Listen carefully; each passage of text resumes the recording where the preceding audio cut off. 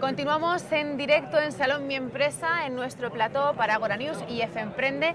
Vamos a hablar ahora con Belarmino García. Él es autor del libro El poder de la pasión y exdirector general de Amena. ¿Cómo estás? Buenos días, encantado de estar aquí. Tú tienes un libro que hablas de pasión en los negocios, en el trabajo, que nace a partir de una experiencia personal tuya que tuviste con Amena. Así es.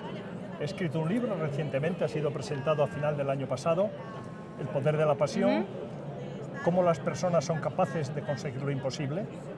Y en ese libro lo que plasmo es una experiencia personal y es la vivida en un proyecto de una compañía que fue una startup, la compañía Amena, que sale al mercado en enero del año 99, a luchar en un mercado, el de la telefonía móvil, donde existían dos excelentes competidores, como eran Telefónica y Airtel en aquel momento, hoy Vodafone, y donde un buen número de especialistas de mercado decían que el tercer operador no tenía hueco y que por lo tanto su vida sería muy corta. Y esas eran las condiciones de inicio y de entorno para dar vida a un proyecto que al final demostró que era capaz de abrir un hueco en el mercado, y no pequeño, y contribuir con una creación de valor relevante a lo largo de su historia. Y que ha abierto un hueco para otras también después. Pues así es. La historia a la que me refiero es una historia de una startup como si fuese una startup, como es conocida en Estados Unidos una startup, una compañía que nace, crece, se desarrolla, se consolida y es vendida en un plazo muy corto de tiempo. Estamos hablando que la compañía es vendida después de 6 años y medio en el mercado. Tiene muchísimas similitudes con el concepto de startup en Estados Unidos, porque en Estados Unidos hay un hito en el cual una compañía ya se le considera mayor de edad a una startup, y es cuando alcanza una valoración de $1.000 millones. Y los plazos para alcanzar esa valoración varían mucho, del tipo de compañía, del sector en el que está establecido, etcétera, etcétera. Los unicornios, como le llaman, esas compañías donde ya se les tiene en cuenta, son ya mayores de edad, ya pueden acudir a rondas de financiación relevantes, ya están casi preparadas para poder salir a bolsa.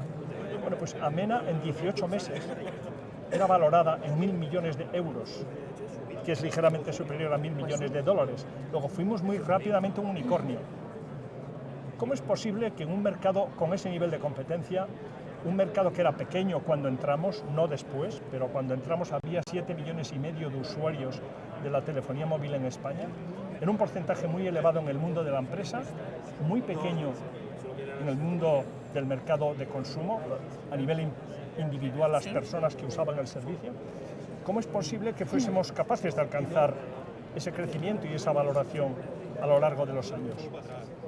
Pues siempre que se da una circunstancia de esas hay condiciones necesarias y condiciones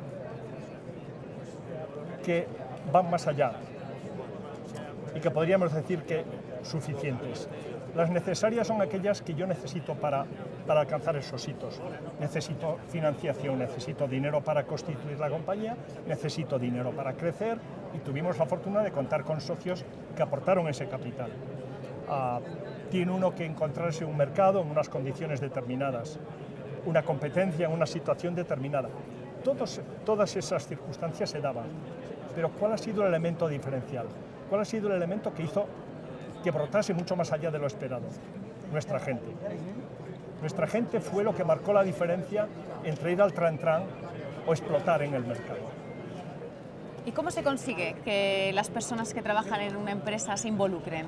Pues hay dos modos de dirigirse a las personas dentro de una organización o en el mercado, porque muchas veces nos dirigimos en el mercado a consumidores, a clientes, y de nuevo hay dos modos.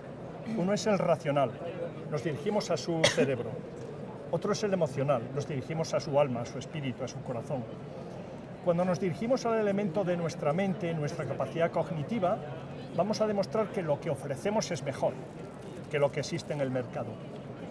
Pero eso no es capaz de mantenernos de modo sostenido levantándonos de la cama, deseando salir corriendo a trabajar, a desempeñar nuestra responsabilidad. Durante un tiempo lo podemos hacer, de modo sostenido es mucho más complicado. ¿Cómo se consigue que cuando nos levantemos de la cama estemos deseando ir a desempeñar nuestra responsabilidad. Hombre, deseando, es complicado conseguir eso, ¿eh? Deseando. Sí, sí. Yo digo deseando Sí. saltar para ir a desempeñar mi responsabilidad. Cuando nos tocan el alma. Hay que dirigirse al alma. Hay que hablar de elementos que son soft, que no tienen que ver con la parte hard de nuestra relación con la empresa, que tiene que ver con el mundo de los valores. La cultura interna que queremos desarrollar dentro de la organización es lo que hace posible que haya personas que se sientan íntimamente ligadas a ese proyecto y que son capaces de siempre recorrer la milla extra que hace falta para marcar la diferencia en el mercado. Tocando el corazón. Al final es tocando el corazón a través de los valores que son practicados internamente y la creación de esa cultura interna, que es lo que marca el elemento de diferencia. ¿Cómo pueden las empresas, Belarmino, crear una cultura interna, transmitir esos valores a los empleados para que se sientan uno? Pues yo diría que lo primero es cuando se crean, que sea participativo, ofrecer a todos los empleados que participen en el proceso de definición de cuáles son los valores que nos queremos dar. Una vez que se ha hecho, deben de ser correctamente comunicados por múltiples canales, por múltiples caminos, pero lo más importante de todo, predicar con el ejemplo. El equipo directivo, el máximo responsable de la organización, tiene que predicar con el ejemplo. Si no es así, los empleados nos mirarán todos los días a sus jefes, a los jefes de sus jefes, para ver si ese mensaje que estamos pasando, que es relevante para nuestra organización, va en serio o no va en serio. Y si un solo jefe falla en un momento determinado, sus empleados dirán, esta es una apuesta transitoria, no es permanente. Luego, ¿para qué me voy a empeñar en hacerlo yo? Si mi jefe no lo practica, no cree en ello. Luego, predicar con el ejemplo se convierte en el elemento más relevante para que la organización crea en ello y sean capaces de creer, de practicarlo y de sostenerlo en el tiempo. Y si eso se consigue, si consigues contar con los mejores profesionales del mercado, si consigues crear una cultura interna donde todos nos sentimos encantados de formar parte de ella, al final la pasión se genera de modo espontáneo. Y eso es lo que permitirá alcanzar metas jamás imaginadas. Belarmino, muchísimas gracias por compartir este rato con nosotros. Gracias a vosotros. Esperamos que muchas empresas cojan su ejemplo y tomen nota, porque sí que es cierto que yo creo que a veces con esto de la crisis y los ajustes y recortes se ha olvidado un poquito a las personas. No sé usted cómo ve esto. Sin lugar a dudas, el entorno de mercado que constriñe en muchas ocasiones crea elementos limitadores.